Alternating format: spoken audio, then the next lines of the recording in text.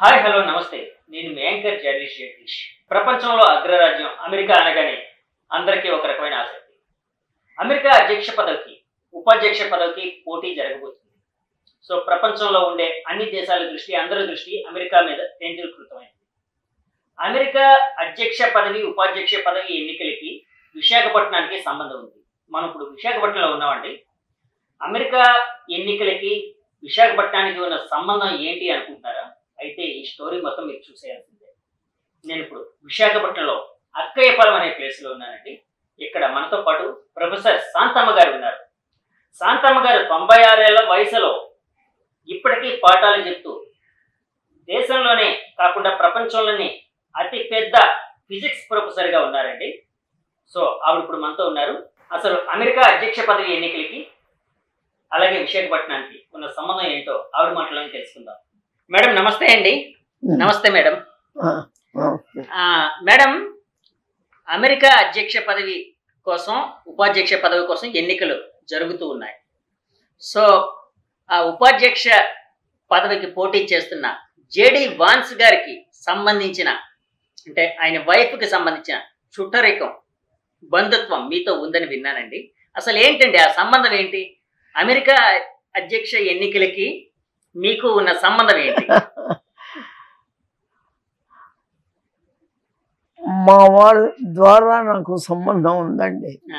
ఆయన మా వారు వెనక ఉన్నవారు చిలుకూరి సుబ్రహ్మణ్య శాస్త్రి గారు. ఆయన ఆంధ్ర యూనివర్సిటీలో తెలుగు ప్రొఫెసర్గా పనిచేశారు.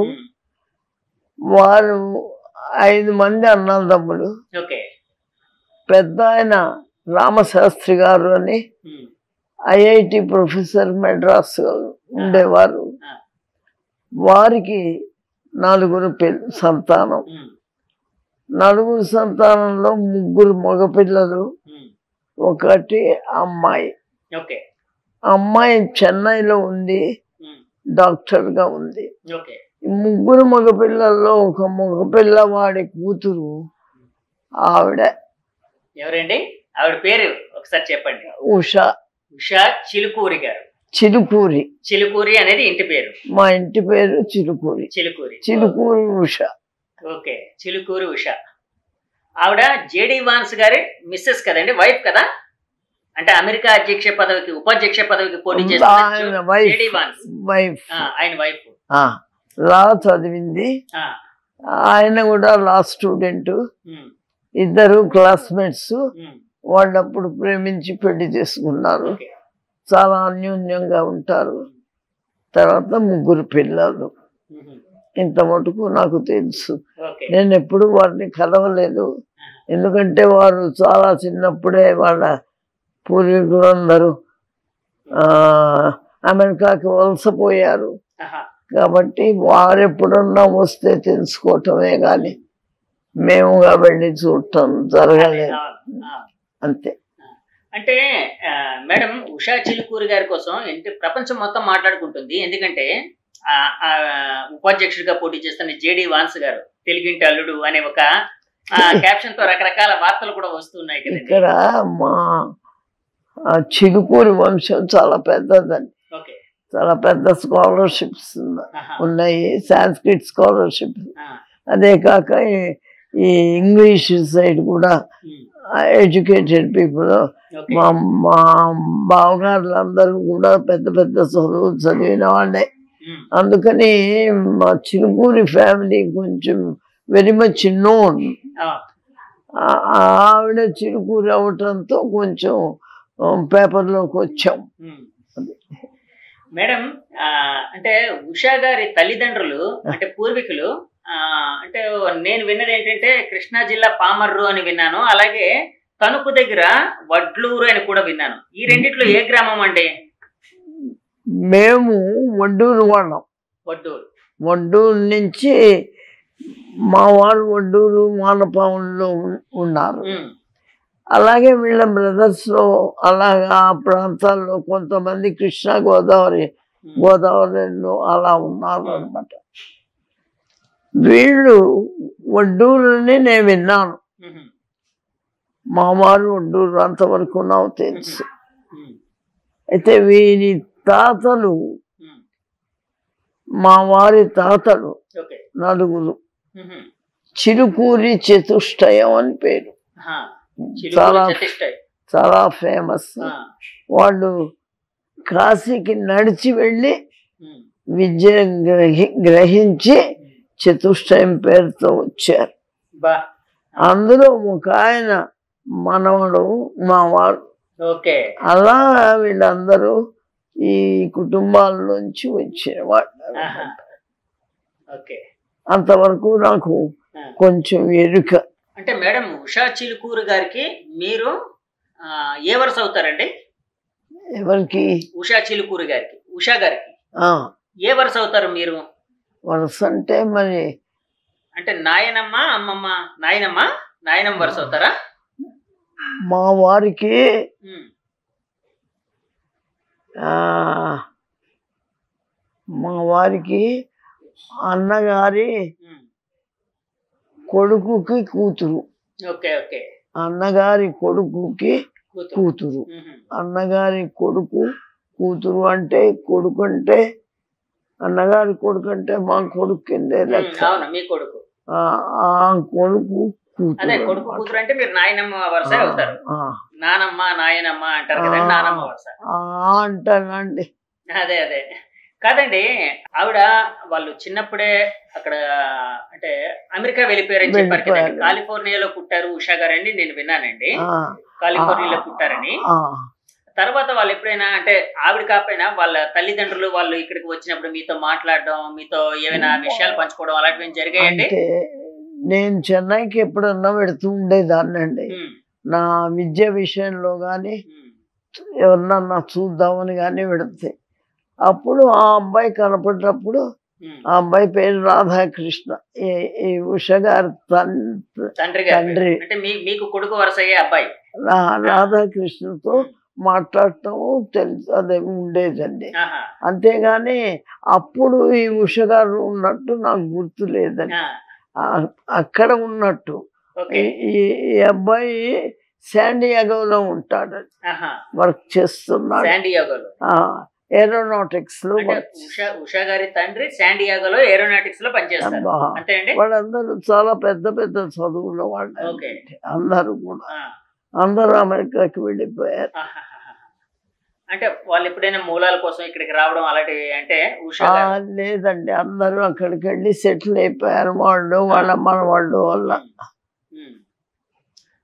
అంటే ఇప్పుడు ఉషా గారు భర్త ఎవరైతే ఉన్నారో జేడి వాన్స్ గారు, ఆయన ఉపాధ్యక్షుడిగా పోటీ చేస్తున్నారు రిపబ్లికన్ పార్టీ నుంచి. అంటే ట్రంప్ గారు అధ్యక్ష పదవి, ఈయన జేడి వాన్స్ గారు ఉపాధ్యక్ష పదవికి పోటీ చేస్తున్నారు.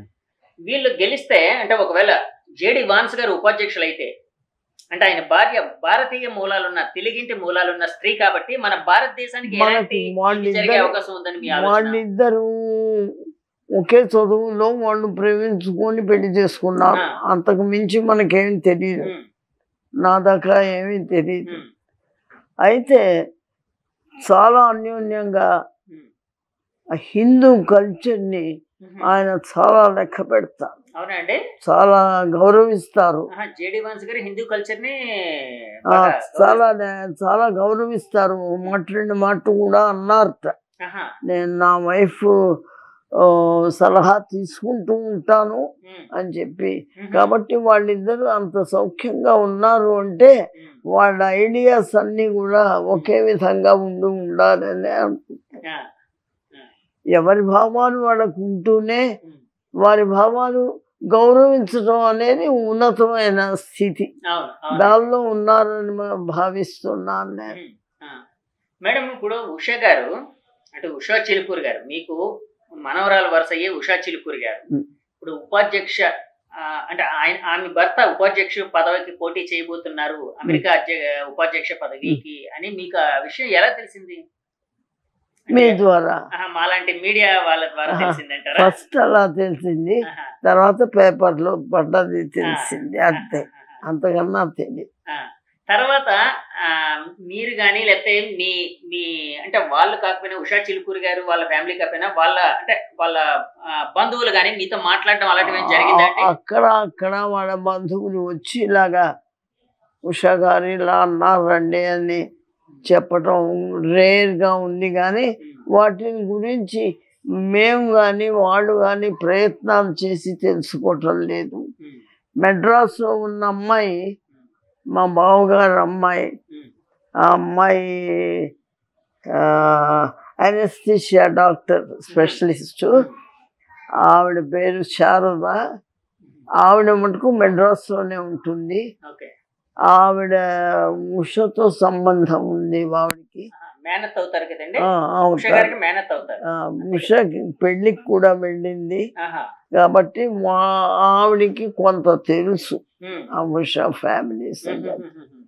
మీరు వాళ్ళ పెళ్లికి వెళ్ళడం లేకపోతే పెళ్లికి అప్పుడు ఆ రోజులే వేరు, వాళ్ళ పెళ్లి రోజులు ఎప్పటికో. నేను ఐ మీన్ 96 ఏజ్. నాకు ఇంకా ఎప్పుడో అనేటట్టు ఉన్నాను, కానీ ఇవన్నీ వీటిని పట్టించుకునేటట్టు లేదు. ఉషా గారి మ్యారేజ్ అయితే 2014లో అయిందని విన్నానండి. అంటే నేను సమాచారం, నా దగ్గర ఉన్న సమాచారం ప్రకారం ఉషా చిలుకూరి గారు జేడి వాన్స్ గారు ప్రేమ వివాహం వాళ్ళు 2014లో చేసుకున్నారని విన్నాను. ఉండొచ్చు. అంటే ఇప్పుడు 10 ఏళ్ళు అయ్యింది కరెక్ట్ గా. చాలా. అంటే వాళ్ళ పూర్వీకుల కోసం చెప్పాల్సి వస్తే ఏం చెప్తారండి? ఉషా గారి అంటే మీ పూర్వీకులు, ఉషా గారి పూర్వీకులు వీళ్ళందరి కోసం చెప్పాల్సి వస్తే ఏం చెప్తారు? అంటే వాళ్ళు ఎందుకోసం మైగ్రేట్ అయ్యారు అమెరికా? అదే ఆ రోజుల్లో మరి ఒక వలసపోయిన రోజులు. అమెరికా అంటే గొప్ప జీవితం కోసం ఒక మోజు వెళ్ళటం అనేది ఉండేది. అలాంటి రోజుల్లో చాలా మంది వెళ్ళారు. మా బ్రాహ్మణ్ లొకాలిటీ చాలా వెళ్ళిపోయింది. కాబట్టి అది ఎందుకు వెళ్ళారు అనేది వారి దగ్గర నుంచే తెలియాలి, కానీ మనకు తెలియదు. అయితే మీరు అన్నట్టు ఏమిటి చెప్తారు అని అడిగారు కదా. వారు హిందువులు. ఎవరు? ఆ అమ్మాయి ఉషా గారు హిందువు కాబట్టి, హిందూ ఆరిజిన్ కాబట్టి ఆ జీని ఉంటుంది ఎంత లేదన్నా. నేను దాని మీద ప్రెస్ చేసి నేను ఆవిడకి చెప్దాం అనుకున్నది ఏమిటంటే, హిందువుల గురించి బాగా గట్టిగా ఆలోచించాలి, వారి కష్ట సుఖాలు ఏమిటో తెలుసుకోవాలి. వివేకానంద మూర్తి ఆయన ఎంతో చేశాడు, ఆ లెవెల్లోకి వెళ్ళి చేయాల్సిన పని ఉంది. స్వామి వివేకానంద కాబట్టి మీరు హిందువులకి ఎప్పుడు కష్టం వచ్చినా మీ లీగల్ పాయింట్స్ ద్వారా హిందువులకి ఏదో విధంగా సహాయం చేయాలి. ఇప్పుడు పెడుతున్న డ్రైనేజీని ముందు స్టాప్ ఇట్. ఎందుకంటే ఇండియా బాల్డ్ అయిపోతుంది. ఇండియాలో ఏమి మనుషులు లేరు ఇప్పుడు. తెలివితేటలు అవన్నీ వెళ్ళిపోతున్నాయి. వలస వెళ్ళిపోతున్నారు అందరూ, తెలివైన వాళ్ళందరూ విదేశాలకు వలస వెళ్ళిపోతున్నారు. బ్రాహ్మణ్ కమ్యూనిటీస్ వెళ్ళిపోతున్నాయి. ఏమిటి, మాకు మా ప్రతిభని గుర్తించటం లేదు, మాకు డబ్బులు సమంగా ఇవ్వటం లేదు, ఇండియాలో మేము ఎక్కువ సంపాదించుకోవాలి, ఇలాంటి పిచ్చి పిచ్చి ఆలోచనలు పెట్టుకొని వాళ్ళు వెళ్ళిపోతున్నారు. కాబట్టి you should stop this drainage. 2, వాడు చదువుకోవచ్చు, ఎక్స్పర్టైజ్ కోసం వెళ్ళచ్చు, తర్వాత ట్రైనింగ్కి వెళ్ళచ్చు, కానీ ఓన్లీ అప్ టు దట్. ఆ తర్వాత రావాల్సిందే. You should not allow them to stay. మీకు అలౌ చేయాలనుకుంటే ఏ 5 మందినో 4 మణిరత్నం లాంటి వాళ్ళని ఎన్నుకొని వాళ్ళు ఇష్టపడితే వాళ్ళని తీసుకోండి. అంతేగాని ఉన్న ఇండియన్స్ అందరినీ ఇక్కడ చాలా బాగుంటుంది, ఇక్కడ గెంతచ్చు, ఇక్కడ స్వేచ్ఛ ఉంది, ఇక్కడ అన్ని ఆటలు సాగుతాయి, మీ ఇష్టం వచ్చినట్టు ఉండొచ్చు, మిమ్మల్ని ఎవరు ఏమనరు, రండర్రా అని లాక్కెళ్ళిపోతున్నారు. అంటే కాదు మేడం, అంటే నాది ఒక్క డౌట్ అండి, మీ మాటకి అడ్డొస్తున్నాను అనుకుంటే. అంటే యాక్చువల్గా అమెరికా వాళ్ళు సరే, అమెరికాలోని అంటే విదేశాల నుంచి ముఖ్యంగా భారతీయులకి రకరకాల అంటే వాళ్ళ నాలెడ్జ్, వాళ్ళ అంటే వాళ్ళతో ఉండే పరిణితి, లేకపోతే వాళ్ళ ఆలోచనలు, తెలివితేటలకి వాళ్ళు ఎక్కువ అంటే ఇది ఇస్తున్నారు, ప్రోత్సాహం ఇస్తున్నారు. కానీ మన ఇండియన్స్ కూడా అమెరికా వెళ్ళిపోతున్నారు కదండి. వీళ్ళు కావాలని వెళ్ళడం వల్ల కదా వాళ్ళు రమ్మంటున్నారు. వీళ్ళ సంగతి తెలుసుకునే పద్ధతి లేదు. మన హిందువులు, మన ఆర్ష సాంప్రదాయము, మన ఋషులు మనకు వాళ్ళ దేహాల మీదే పరీక్షలు చేసుకొని these are the dos and these are the not dos అని చక్కగా రాసిస్తే ఏ పని చేయకుండా, ఏ విధంగాను వీళ్ళ మాటలు వినకుండా చూసుకొని వీళ్ళని కొట్టేసేసి అక్కడేదో బాగా ఉంది మాకు అని పరిగెత్తుకెళ్ళి వస్తున్నారు అక్కడ. అవునండి, ఈ మధ్య అమెరికాలోనే ఎక్కువ అసలు ఇంకోటి ఏమిటంటే అక్కడికి వెళ్ళిపోయి ఆఖరికి ఒక సెక్యూరిటీ స్టాఫ్గా అన్నా జీవిద్దాం అని ఎంత లో లెవెల్ కింద వెళ్ళిపోతున్నా. ఎందుకు వెళ్ళాలి? Why are you not respecting your motherland? మీ వాళ్ళందరినీ వదిలేసి వాళ్ళకి ఏదో ఇంత పప్పు అన్నం ఆ మూల పడేసేసి ఓ డబ్బు ఇంత పడేసేసి మీ సావులు మీరు చామండి అనేసి వెళ్ళిపోతారా? Is it that you want to give to your people? వెళ్ళండి, చదువుకోండి, రండి, ఇక్కడ డెవలప్ చేయండి, ఇక్కడ వాళ్ళకి నేర్పండి ఆ శక్తిని అంతా. నేను you have to first consider that అని చెప్పా ఆవిడికి. చెప్తాను, ఉషకి చెప్తా. If at all I have to convey something, the first thing is stop drainage abruptly, మర్సిలెస్గా. వెళ్ళిన వాళ్ళని ఎవరు వస్తామంటే తీసుకొచ్చేసి వాళ్ళకి పే చేయండి, తీసుకొచ్చి ఇక్కడ పడేయండి. మరి that is what we want. Madam, ఇప్పుడు ఉషా గారు యాక్చువల్ గా పుట్టింది కాలిఫోర్నియాలో అని విన్నాను. ఆవిడ అక్కడే అక్కడే పుట్టారు, పెద్దవారు అయ్యారు. తర్వాత ఒక మంచి గ్రాడ్యుయేషన్, రకరకాల కోర్సులు చేశారు, ఒక మంచి పరిణితి పిహెచ్డీలు ఏవో చేశారు, రకరకాల లాలో చేశారు. సో ఇప్పుడు ఒక అధ్యక్షుడు భార్యగా ఉన్నారు. అధ్యక్ష అంటే భర్తకి చేదోడు వాదోడుగా రాజకీయాల్లో కూడా సలహాలు ఇస్తూ, అంటే మీరే ఇందాక అన్నారు జేడీ వాళ్ళ భర్త ఉషా గారి ప్రతి ఆలోచనని తీసుకుంటారు, సలహాలు తీసుకుంటారు అని అన్నారు కదండి. ఇది చాలా సార్లు చాలా మంది దగ్గర కూడా విన్నాను నేను. అంటే ఆయన తన భార్య సలహాలు కూడా పాటిస్తారని. సో ఈవిడ తన భర్తకి ఒక ఉపాధ్యక్ష పదవికి పోటీ చేసే వ్యక్తికి సలహాలు ఇచ్చే స్థాయికి, ఒక సెనేటర్, ఇప్పుడు ఆయన సెనేటర్ గా ఉన్నారు యాక్చువల్ గా. సో ఆయనకి సలహాలు ఇచ్చే స్థాయికి వెళ్ళారు కదండి. ఆవిడకి భారతీయ సంస్కృతి మీద ఎంత అవగాహన ఉండే అవకాశం ఉందని మీరు అనుకుంటున్నారు? ఉండాలి. అవగాహన ఏ విధంగా ఉందో నాకు తెలియదు, కానీ ఆ జీని ఉంది, ఆ అంశ ఉంది, ఆ అంశలోంచే వస్తుంది ఆవిడ. ఆ గ్రేట్నెస్ ఉంది. The way in which she has to maintain balance and poise with her husband, she knows. అలా మలుచుకుంది ఆవిడ. అంత లెవెల్కి వెళ్ళింది అంటే ఆవిడలో చాలా గొప్పతనం. మీరు ఇందాక కూడా అన్నారు ఉషా గారి భర్త హిందూయిజాన్ని, రిలీజియన్ని చాలా గౌరవిస్తారు అని. అంటే ఈవిడ పాటిస్తూ ఉండడం చూసే మేబీ గౌరవించే అవకాశం ఉండొచ్చు. ఎందుకంటే భార్య తన రిలీజియన్ని పాటిస్తూ ఉండడం వల్ల. భార్య మాట వింటాడు అని ఎక్కిరిచ్చే కన్నా భార్య మాటను గౌరవించి ముందుకు తీసుకెడుతున్నాడు అనేది ఆలోచించచ్చు కదా. అవును, మంచి మాట అది. అమెరికా ఎన్నికల మీద ఎప్పుడైనా ఈ విధంగా, అంటే ఇప్పుడు దృష్టి పెట్టారు కదండి ఉషా చిలుకూరి గారు ఉండడం వల్ల మీరు కొంత, అంటే మన వాళ్ళు ఉన్నారు, మన తెలుగు వారు ఉన్నారు, అందులో మీ బంధువులు ఉన్నారు, మీకు మనోరాలు వరుస అయ్యే ఒక వ్యక్తి అక్కడ ఉన్నారు అన్న దాంతో ఇంకా ఎక్కువ ఫోకస్, అంటే దానికోసం తెలుసుకునే ప్రయత్నం చేస్తూ ఉండొచ్చు. ఇంతకు ముందు ఎప్పుడైనా అమెరికా ఎన్నికల కోసం ఏమైనా తెలుసుకున్నారా? ఎప్పుడు? I'm not a political figure. కాదండి, అంటే మామూలుగా మీరు అసలు పాలిటిక్స్ వైపు వెళ్ళేదాన్ని, సైంటిఫిక్ గా పెడతాను. ఎప్పుడు ఇంట్రెస్ట్ లేదు. మా వారు ఆర్ఎస్ఎస్ అయినా ఆయన్ని గురించి ఎప్పుడు ఏమీ తెలుసుకునేదాన్ని కాదు. ఆయన గొప్ప మేధావి, ఆయన చేసింది మంచి పని, ఆయన ఎంతో జాగ్రత్తగా ఉండగలరు. 2 ఏళ్ళు జైల్లో పెట్టింది ఇందిరాగాంధీ. ఎమర్జెన్సీ టైంలో అండి, ఎమర్జెన్సీ టైంలో మీ వారిని ఆర్ఎస్ఎస్ వాళ్ళందరినీ. ఓకే, అప్పట్లో వాజ్పేయి గారు, అద్వానీ గారు, వీళ్ళందరినీ కూడా అందరినీ పెట్టింది. అప్పుడు నేను జైల్లోకి వెళ్ళి వారికి వారితో మాట్లాడి వస్తే జైలు సూపరింటెండెంట్ రిటైర్ అయ్యి మా ఇంటికి వచ్చి మా వారితో గంట సేపు ముచ్చటించి కప్పు కాఫీ తాగి రిటైర్ అయ్యాడు. Great person. అంటే ఎందుకండి, ఎందుకు అంటే జైల్లో సాంస్క్రిట్ స్కాలర్ కదా, సాంస్క్రిట్ చెప్పేవారు, భగవద్గీత చెప్పేవారు, సంఘ మీటింగులు పెట్టేసేవారు అంతే. ఆయన తెలుగు ప్రొఫెసర్. చెప్పారు. ఉషా గారికి ఎంతమంది పిల్లలు అన్నారండి? ముగ్గురండి. ఫోటోలు చూసారు.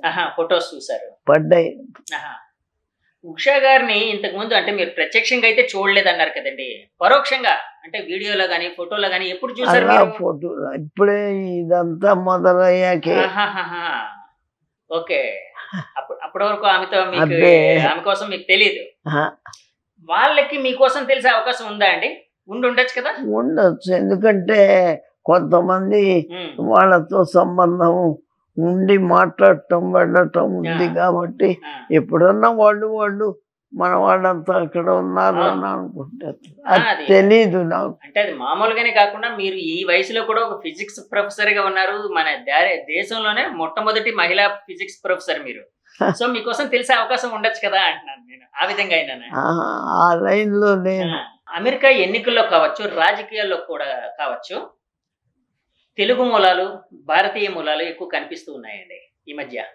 అంటే ఫర్ ఎగ్జాంపుల్ మన ఉషా చిలుకూరు గారు తెలుగువారు, అలాగే కమలా హ్యారిస్ ఆవిడ. సో ఇలాగ తెలుగువారి ప్రాబల్యం అక్కడ, అంటే తెలుగువారు మైగ్రేట్ అయ్యి ఒక మంచి జీవితం కోసం వెళ్ళి అక్కడ డాక్టర్లుగా, ఇంజనీర్లుగా స్థిరపడ్డ వాళ్ళే కాకుండా రాజకీయాల్లో కూడా ఒక ముద్ర వేస్తూ ఉన్నారు. అంటే ఒక తెలుగువారిగా మీరు అంటే అలాంటివన్నీ చూస్తుంటే ఒక తెలుగువారిగా లేకపోతే భారతీయురాలిగా మీకు ఏమనిపిస్తూ ఉంటుంది? అంత ప్రామినెన్స్ నాకు కనపడేదండి. తెలుగు మహిళలు వెళ్ళి రాజకీయాల్లో వాటిల్లో దూరారు అంటే వెరీ రేర్ అని చెప్పుకోవచ్చు. బట్ ఆఫ్ లైట్ వాళ్ళు ఇంట్రెస్ట్ చూపిస్తున్నారు, ఎందుకంటే వాళ్ళకి అవకాశాలు ఇస్తున్నారు. తెలుగు ప్రొఫెసర్స్ మా వారికి కూడా ఇచ్చారు, వచ్చి ఇక్కడ 2 ఏళ్ళు పాఠాలు చెప్పమని. అమెరికా నుంచి వచ్చిందండి అప్పట్లో? లేదు, నేను రానన్నారు.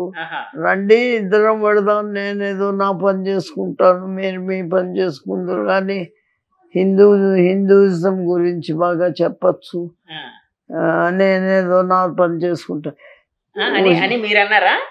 ఊసిపిచ్చిదానా, హిందూయిజం గురించి ఇక్కడ వాళ్ళకి చెప్పాదే బోల్డ్ అంతా, వాళ్ళకి తెలియదే వాళ్ళు హిందువులని. కాబట్టి వాళ్ళకి తెలుసు హిందువులు ఏమిటో, వీళ్ళకి తెలీదు. ఇక్కడ ఉండి అయినా ప్రపంచంలో ఉన్న ఇండియాలో ఉన్న జలపాతాలన్నీ చూసావా? అక్కడికి వెళ్ళి చూడాలా ఇప్పుడు జలపాతాలు? ఇలా మాట్లాడేవారు. సరే, నా మటుకు నేను వెళ్ళిపోయేదాన్ని. అన్ని చూసొచ్చాను, అన్ని దేశాలు తిరిగారు. అన్ని దేశాలు తిరిగారండి? అమెరికా 2 మాటలు వెళ్ళాను, ఇంగ్లాండ్ 2 మాటలు వెళ్ళాను, కొరియా వెళ్ళాను, సోల్ వెళ్ళాను, సిలోన్ వెళ్ళాను, ఇలా అన్ని తిరిగాను. టొరంటో వెళ్ళాను. అంటే కాదండి, అంటే చూడడం కోసం అక్కడ అంటే జ్ఞానం తెలుసుకోవడం కోసం వెళ్ళారా? నా సబ్జెక్ట్ విషయంలో వెళ్ళాను. ఓకే. వాళ్ళకి పేపర్ ప్రెజెంటేషన్స్ నేను ఒక్కతే వెళ్ళొచ్చాను. ఇది ఎంతకాలం క్రితం అండి? ఎంతకాలం క్రితం ఇది? ఇది బహుశా ఒక 20 ఏళ్ల క్రితం. 20 అంటే ఎక్కువ 20 ఏళ్ల క్రితం అంటే 75 ఏళ్ల క్రితం వెళ్ళాను. అంటే కాదు, మీ వయసు ఎంత ఉండేది అప్పట్లోని మీరు వెళ్ళిన టైంలో? వెళ్ళినప్పుడు రిటైర్ అవ్వలేదు, రిటైర్ వయసులో, రిటైర్మెంట్ వయసు 58, 60 ఆ వయసులో వెళ్ళారు. అంటే దగ్గర దగ్గర 35 ఏళ్ళు 40 ఏళ్ల క్రితం అది ఆల్మోస్ట్. ఆ సమయంలో ఒంటరిగా వెళ్ళారు. అంటే యాక్చువల్గా తెలుగువారు అనగానే అంటే మన భారతీయ సమాజంలో అంటే ఇప్పుడు అమ్మాయిలు లేకపోతే మహిళలు చాలా ఎక్కువగా దూకుడుగా అంటే ఆకాశంలో సగం అనే ఒక భావన ఉండేది కదండి, ఆకాశంలో సగం మహిళలు అని. సో మహిళలు ఇప్పుడు అన్ని రంగాల్లో అన్ని అందిపుచ్చుకుంటూ ఉన్నారు. వాళ్ళు ఏ రంగమైనా, అది సైన్స్ కావచ్చు, ఇంకోటి కావచ్చు, ఫైనాన్స్ కావచ్చు, ప్రతి రంగంలో, కళా రంగం కావచ్చు. ఇలాగా అంటే మీరు అలాంటి అవేర్నెస్ లేని సమయంలో మీరు ఒంటరిగా వెళ్ళినప్పుడు మీకు ఏమనిపించిందండి ఒక మహిళగా? అది అవకాశం వచ్చింది, తప్పనిసరి అయింది. మా వారు నేను రాకపోయినా నువ్వు వెళ్ళి మళ్ళా తిరిగి దేశానికి రా అనేవారు. అందుకనే జాగ్రత్తగా వెళ్ళి వచ్చేసాను. వెళ్ళినప్పుడు అంటే గర్వం అనిపించిందా అండి మహిళగా? అంటే ఒక గర్వం అనేది నాకు ఎక్కడ ఏ ప్రాంతంలోనూ గర్వం అంటే నా ఉద్దేశం ఆత్మవిశ్వాసం. ఆ విశ్వాసం ఉండబట్టే వెళ్ళాను. ఆత్మవిశ్వాసం చక్కగా తిరిగాను, మా వాళ్ళందరినీ చూశాను, నా అంతటి నేనే అన్ని చూసుకున్నాను. అంటే మీరు 2 మాటలు అమెరికా వెళ్ళారన్నారు కదండి, అప్పుడు ఉషా చిలుకూరి గారి పూర్వీకుల్ని అంటే వాళ్ళ తల్లిదండ్రుల్ని వీళ్ళని కలవడం జరిగిందా అండి? తెలీదు.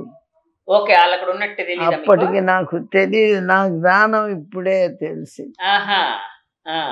ఉష గురించి ఇప్పుడే విన్నాను. ఇప్పుడు మీ వారి అన్నయ్య గారు ఉషా గారి సొంత తాతయ్య గారు అన్నారు కదండి. అవును, కానీ వారు ఎప్పుడు మాట్లాడుకోవటం కానీ వారిని గురించి చెప్పటం కానీ వీరిని గురించి అలా ఉండేది కదా. ఏదో వారం రోజులు 4 రోజులు వెళ్ళేదాన్ని నా పని మీద. ఆ పని పూర్తి అవ్వగానే మళ్ళీ మన ఇంటికి వచ్చేసి. నేను అంటుంది ఉషా గారి సొంత తాతయ్య గారు ఇప్పుడు ఉన్నారా అండి? ఆయన ఎవరు? ఉషా గారి సొంత తాతయ్య గారు అంటే మీ వారి అన్నయ్య గారు ఉన్నారా అండి? మా వారి బ్రదర్స్ అందరూ పోయారు. ఎవ్వరు లేరు, నా వైపు ఎవరు లేరు, ఆయన వైపు ఎవరు లేరు. నాకు ఈ ఇల్లు ఇదిగో వీళ్ళు ఉన్నారు. ఓకే, ఇప్పుడు అంటే ఈ ఇల్లు వాళ్ళకి ఇచ్చాను. Okay okay. అలాగే మీకోసం చెప్పాల్సి వస్తే అంటే మీరు 96 ఏళ్ల వయసులో కూడా దగ్గర ప్రతిరోజు 120 కిలోమీటర్లు ప్రయాణిస్తారు. కారులో వెళ్తారు కాదన్ను, కానీ కారులో వెళ్ళి అంటే ఈ వయసులో కారులో వెళ్ళడం అంత ఈజీ కాదు. 2 గంటలు 4 గంటలు పడుతుంది ప్రయాణానికి. అంటే ఈ వయసులోనే ఎలా వెళ్ళగలుగుతున్నారండి? అంటే ఏంటి దాని మోటివ్ ఏంటి? నేను అన్ని పరీక్షలు చేశాక నాకు తోచింది ఏమిటంటే శక్తి సామర్థ్యం అనేది భగవంతుడు ఇస్తాడు. నా ఆలోచన, నేను చేసే ఆలోచన సమంగా ఉంటే అది వెళ్ళి అది ఇచ్చే శక్తి నా దేహంలో సమంగా ప్రవహిస్తుంది. అంతే, ఆలోచనలో కుట్ర ఉండకూడదు. That's my thesis. తర్వాత I'm not great, I was born after my father's death, posthumous. అదిగో మా పెంతండ్రా చివర ఆయన జడ్జి లేబర్ అప్పీలేట్ ట్రిబ్యునల్. నన్ను మా అన్నయ్యని మా అమ్మని 30 ఏళ్ళు పోషించాను. ఈ రోజు ఇలా ఉన్నానంటే the greatness lies in him, not in me.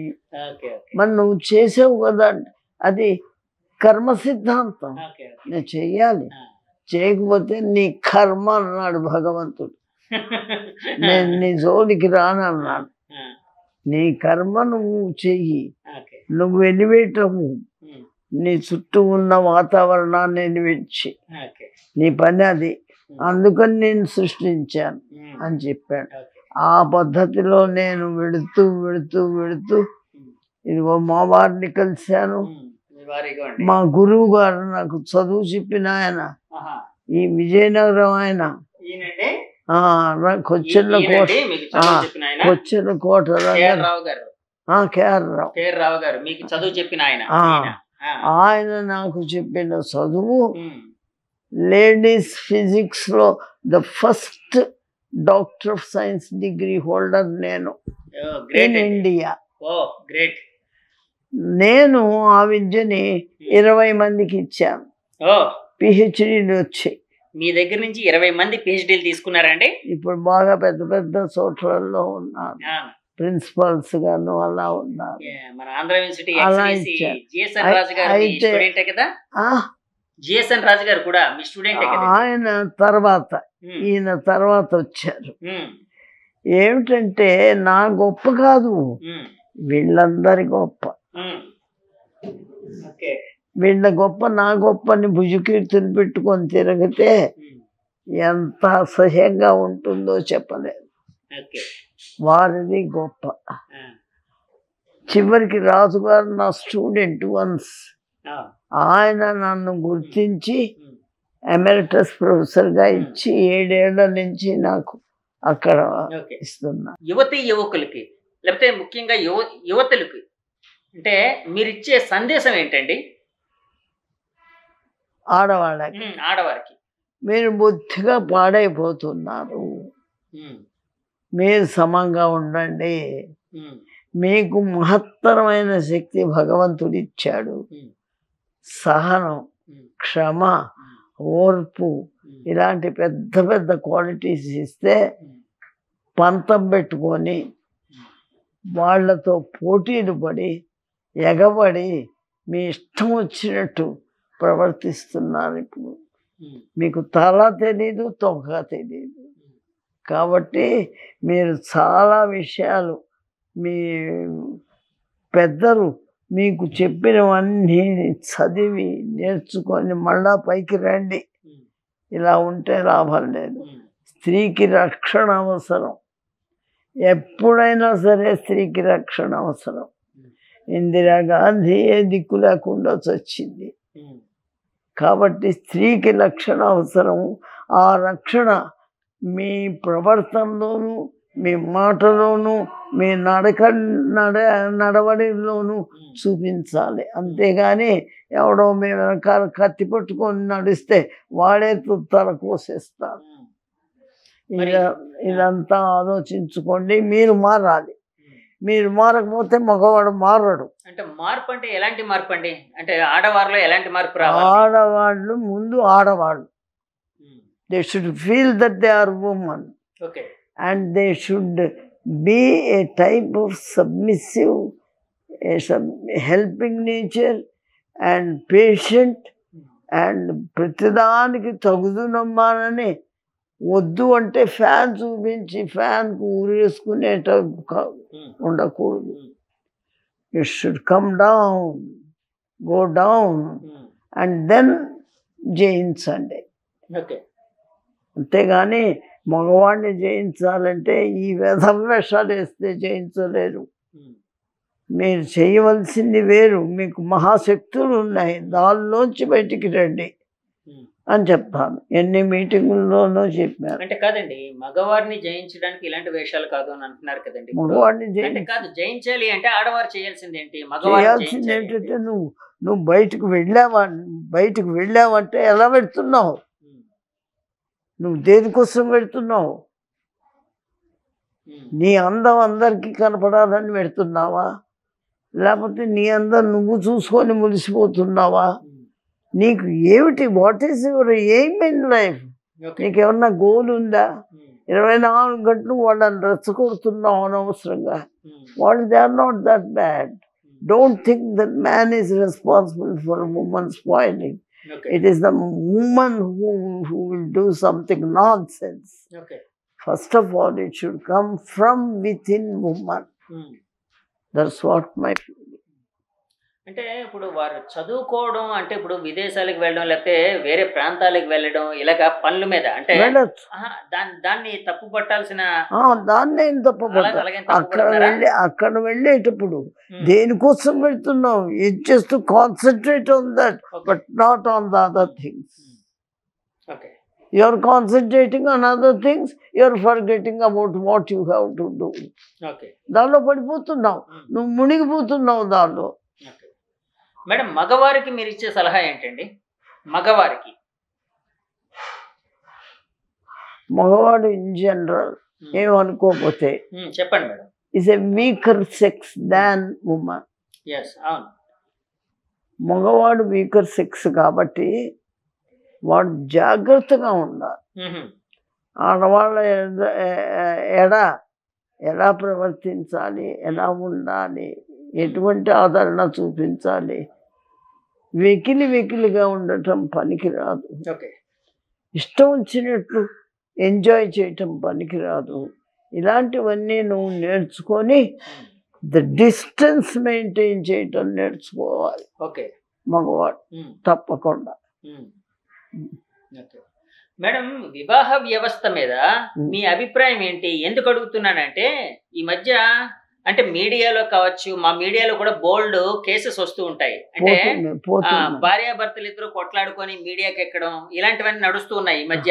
లేకపోతే ఇల్లీగల్ రిలేషన్స్ తోని అంటే భర్త భార్య అలాంటివి పెట్టుకున్నారని చెప్పి అవతల పార్ట్నర్ నుంచి మీడియాకి రావడం ఇలాంటివన్నీ జరుగుతున్నాయి. అంటే వాళ్ళ సంసారాన్ని వాళ్ళే రచ్చ చేసేసుకుంటున్నారు, బయట పెట్టేసుకుంటూ ఉన్నారు వాళ్ళ మధ్య ఉండే దాన్ని. సో ఇలాంటివి జరిగేటప్పుడు మీకేమనిపిస్తూ ఉంటుంది? వీళ్ళకి వివాహ వ్యవస్థ మీద మీ అభిప్రాయం ఏంటి? వివాహం అనేది ఏమిటో తెలుసుకొని, వివాహానికి ఏజ్ కేవలం 14, 15, 16 కాకుండా కొద్దిపాటి జ్ఞానం అది తెలుసుకున్నాక వివాహం అనేది ఉండాలి. తర్వాత వివాహంలో నీ నా లేదు, నీ డబ్బు నా డబ్బు లేదు, నీ వారు నా వారు లేదు. ఇలాంటివన్నీ ప్రాక్టీస్ చేసుకొని అందరినీ కామన్గా రెస్పెక్ట్ చేసి ఒక లెవెల్కి ఎదగాలి నువ్వు. అంతేగాని నా వారు, నేను నా వారికి నా డబ్బంతా ఇస్తాను, ఈ పిచ్చి పిచ్చి ఇవన్నీ ఉండకు.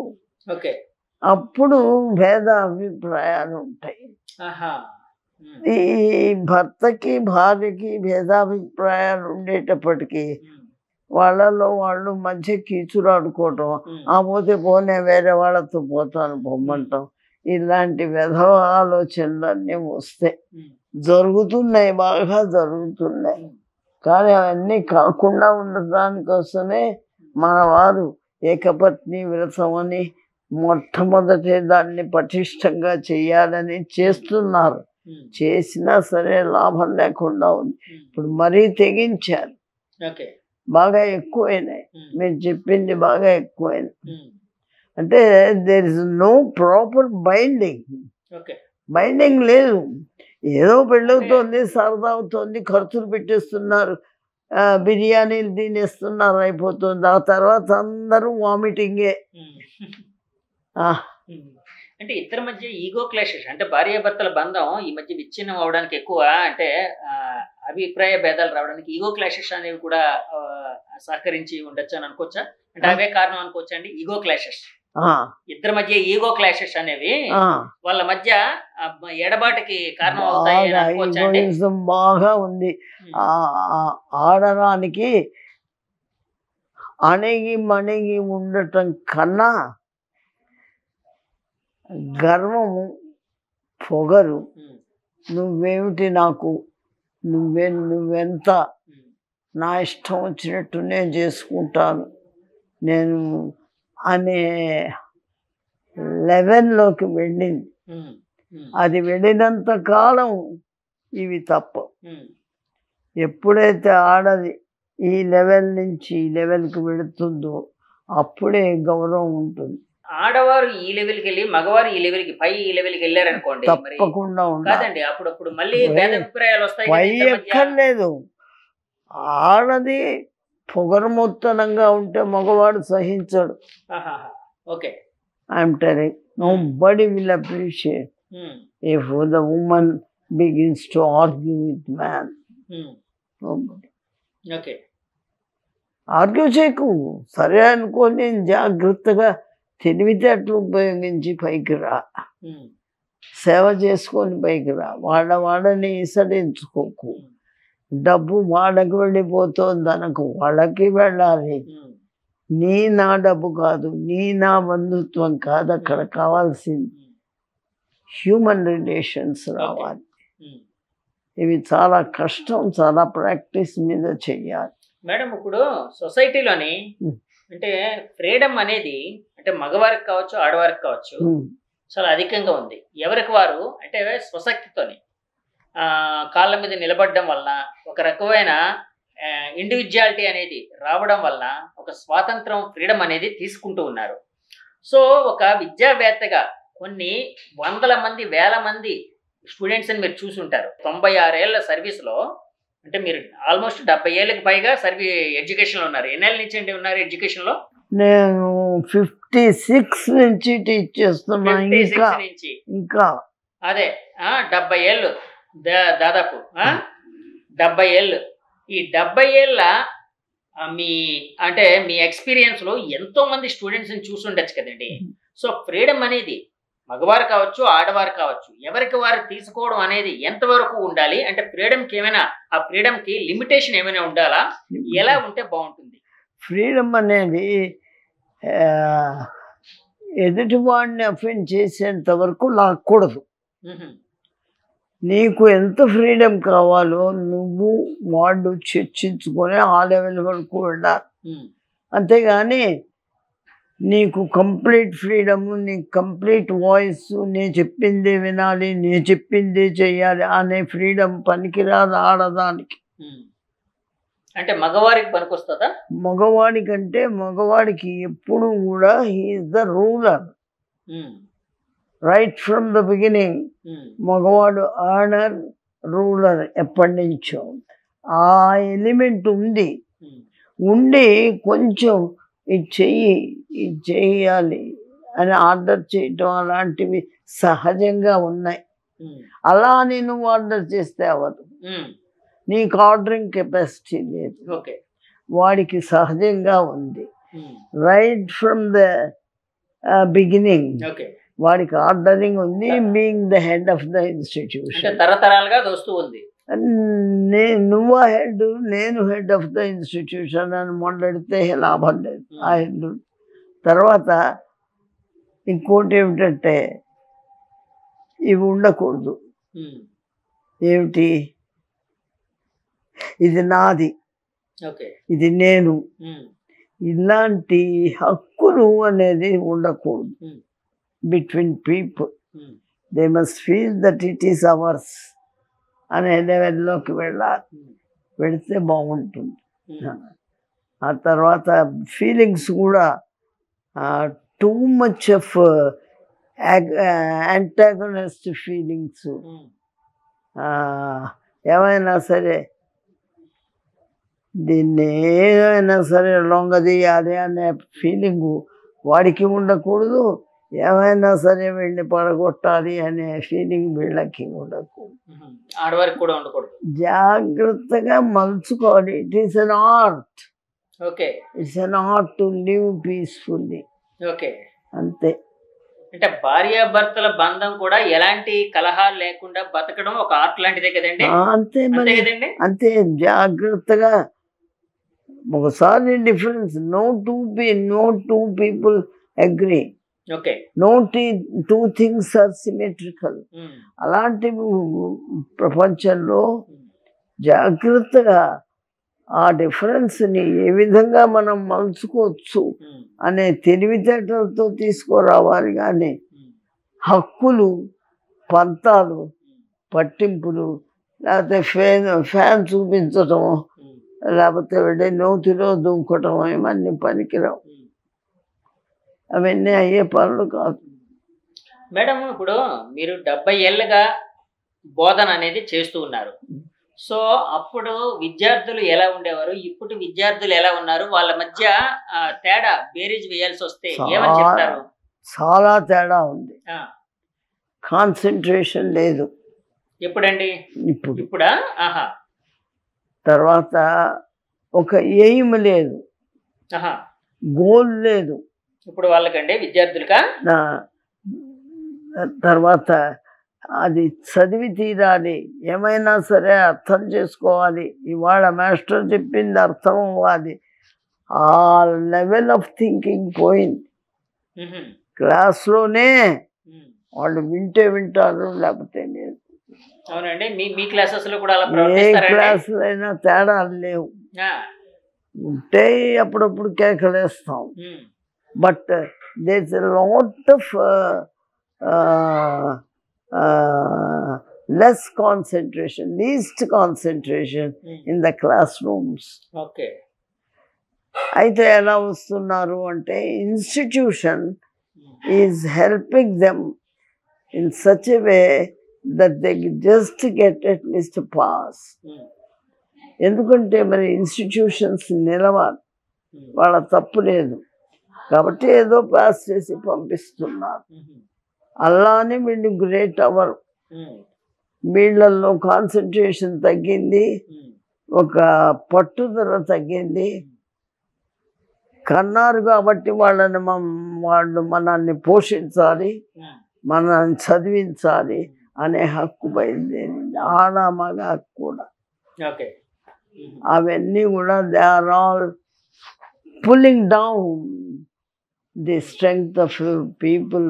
తర్వాత తల్లిదండ్రులు కూడా they are not able to impress on them.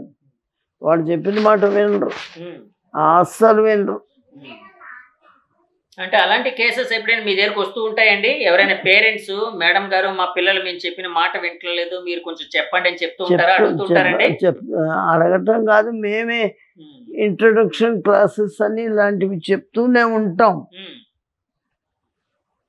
చెవికెక్కి విన్నవాళ్ళు బాగుపడతారు, లేని వాళ్ళు అలాగే పోతుంది. కానీ కొంతమంది యువత మటుకు కొంచెం ఫోకస్డ్ గా ఉంటూ, అంటే విద్యలో కావచ్చు లేకపోతే వాళ్ళకుండా ఆర్ట్, అంటే వాళ్ళకి దేని మీద అయితే అభిమానం ఉందో ప్రేమ ఉందో దాంట్లో కూడా ఉత్తీర్ణత సాధిస్తూ మంచిగా వెళ్తున్నారు కదండి.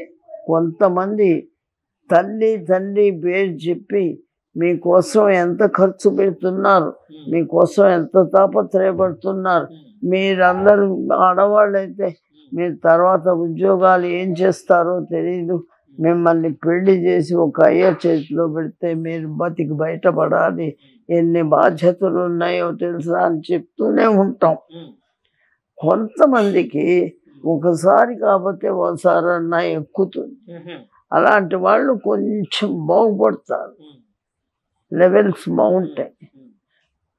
కొంతమంది ఉంటారు వాళ్ళకి బాగా డబ్బు దశకాలు అన్నీ బాగా ఉంటాయి, వాళ్ళు ఏ విధమైన కష్టాలు పడక్కర్లేదు, తండ్రి పోషిస్తూ ఉంటారు, వాళ్ళు ఇష్టం వచ్చినట్టు తిరుగుతూ ఉంటారు. అలాంటి వాళ్ళని మనం ఏం చేయలేము. మేడం ఇప్పుడు టెక్నాలజీ అందుబాటులోకి వచ్చిన తర్వాత, అంటే సెల్ ఫోన్స్ కావచ్చు, ఇంటర్నెట్ కావచ్చు, ఇలాంటివన్నీ అందుబాటులోకి వచ్చిన తర్వాత విద్యార్థులకి అది మేలు చేసింది అని అనుకుంటున్నారా, లేకపోతే చెడు చేస్తుంది అనుకుంటున్నారా? ఒక విధంగా చూస్తే మేలే చేస్తోంది, కానీ వాళ్ళలో ఏదన్నా లూజ్నెస్ అంటే ఒక బద్ధకం, ఒక చేతకాంతనం, ఒక పోస్ట్పోన్మెంట్ తనం ఇలాంటివి ఉంటే అవి బాగా పైకి వస్తున్నాయి. అవి లేకుండా చూసుకుంటే మంచిది. అంటే టెక్నాలజీ అందుబాటులోకి వచ్చిన తర్వాత కొంతమంది యువత, అందరూ అంటలేదు, నేను జనరలైజ్ చేయట్లేదండి, అందరూ అంటలేదు, కొంతమంది యువత పెడదారులు పడుతున్నారు, అందులో ఉండే అంటే కంటెంట్ బట్టి దాన్ని బట్టి అని కూడా వినిపిస్తూ చాలాసార్లు చెప్తూ ఉంటారు కదండి. దాని మీద మీ అభిప్రాయం ఏంటి? దాని మీద వాళ్ళ ఇంటెలిజెన్స్ వక్రిస్తోంది, వక్రించిన లైన్లోకి వెళ్ళి రాంగ్ డైరెక్షన్లో డెవలప్ చేయడానికి చూస్తున్నారు. అది తప్పు, అది అరికట్టాలి తప్పకుండా.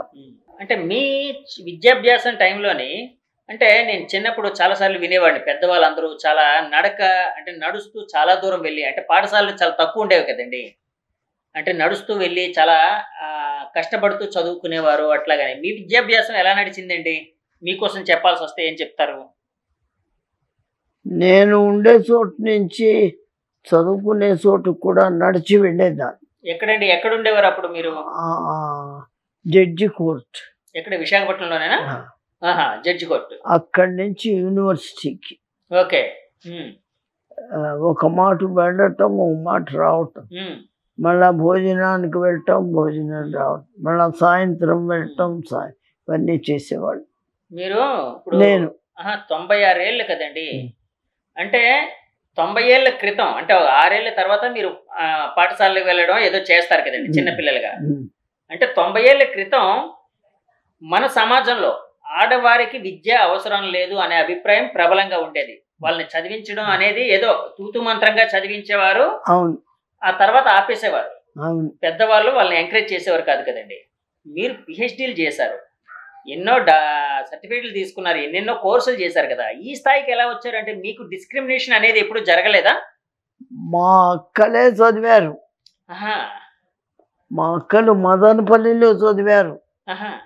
ఎక్కడ composite state, okay. Madras Andhra composite స్టేట్లో ఉన్నప్పుడు మా నాన్న మా పెంతండ్రి జడ్జిగా ఉండేవారు.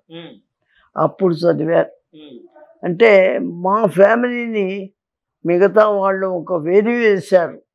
వెలివేశారండి? ఎందుకంటే మేము ఆడపిల్లల్ని చదివిస్తున్నామని. ఆయన లెక్క పెట్టకుండా మా పెంతండ్రి మమ్మల్ని అందరినీ చదివించారు. వాళ్ళు బిఏలు చదివారు, మా అక్కలు. మా అన్నల తమ్ములు బాగా చదివారు.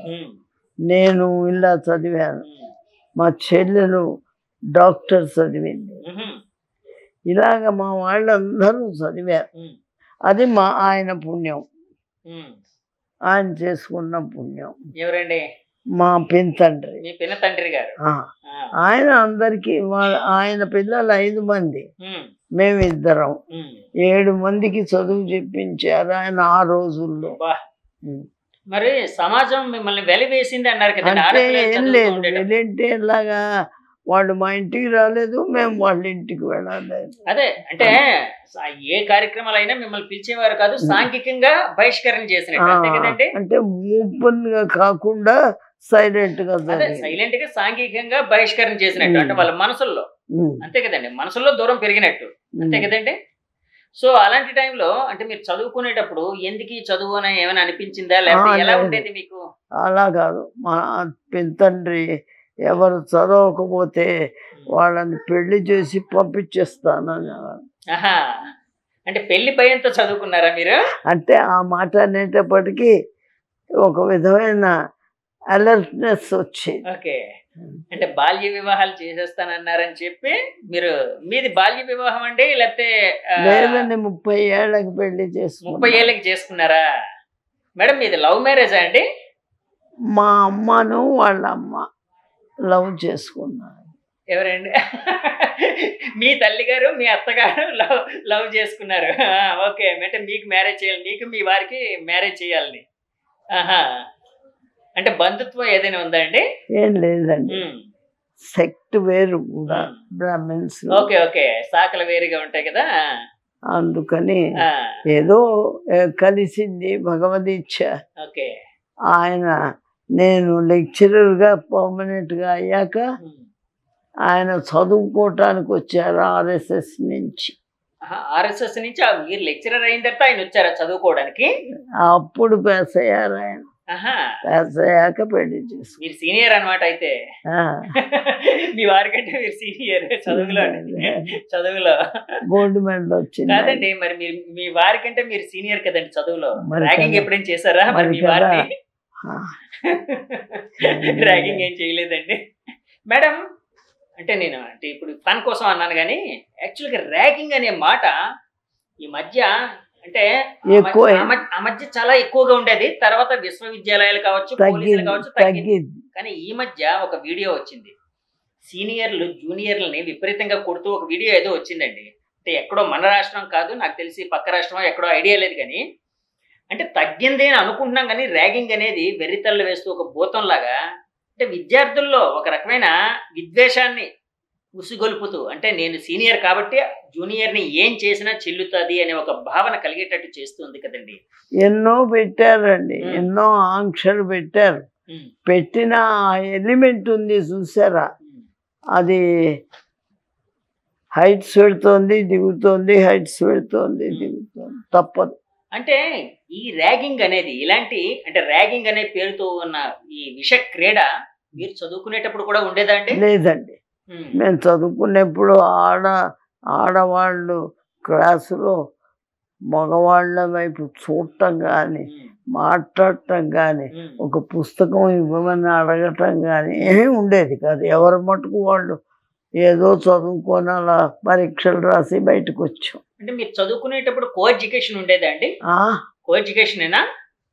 కానీ ఒకరు కేసు ఒకరు చూసుకునేవారు కాదు, మాట్లాడుకునేవారు కాదు.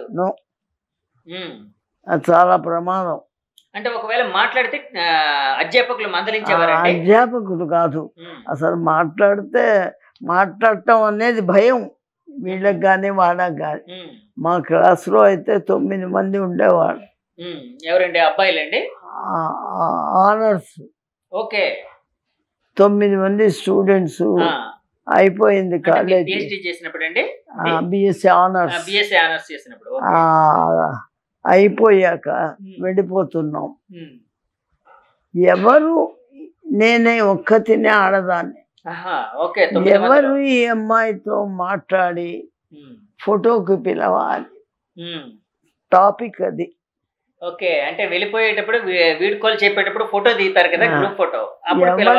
ఎవరు వెళ్ళగలరు, ఎవరు ఈ అమ్మాయితో మాట్లాడగలరు. అలా వారం రోజులు తిరిగి తిరిగి తిరిగి ఒక రోజు ఎవరినో తోశారు. వాడు ఏదో వచ్చి మాట్లాడేది, ఏదో అయిపోయింది, ఫోటోలో దిగాం. అంత ఖచ్చితంగా ఉండేది, చాలా ఖచ్చితంగా ఉండేది. అలాగే మీకోసం నేను విన్నాను ఇంతకు ముందు, మీరు కారు చాలా స్పీడ్ గా డ్రైవ్ చేసేవారట. కారు డ్రైవింగ్ అబ్బో 70 kilometres inside the campus. 70 speed తో వెళ్ళేవారా ఇన్సైడ్ క్యాంపస్? అండ్ నేను హార్న్ వేస్తే వినపడేది హాస్టల్లో. ఎక్కడ ఉండి హార్న్ వేసినా హాస్టల్కి వినపడేది. ఆ హాస్టల్ పైకి ఎక్కేవారు. ఓ ఏలాలు చప్పట్లు, నేను వెళ్ళే వరకు కొడుతూనే ఉండేవారు. ఓకే, బాగా డ్రైవ్ చేసి బాగా డ్రైవ్. ఒకసారి మీ వారు, మీ శ్రీవారు, మీ భర్త గారు, మీరు డ్రైవింగ్ చేస్తూ ఉంటే మీ డ్రైవింగ్ స్పీడ్ కి భయపడి దిగిపోయారట ఒకసారి. దిగి కారు ఆపు ఆపు అన్నారు. ఎందుకు ఆపమంటున్నారు అనుకున్నా. ఆపి ఇంకా వెళ్ళు, నువ్వు నీ ఇష్టం వచ్చినట్టు డ్రైవ్ చేసుకో, నేను వెళుతున్నాను అన్నారు. అంటే ఓకే అండి, అంటే ఇవన్నీ మాట్లాడుకోవడానికి చాలా అంటే గొప్పగా చాలా అద్భుతంగా ఉంది.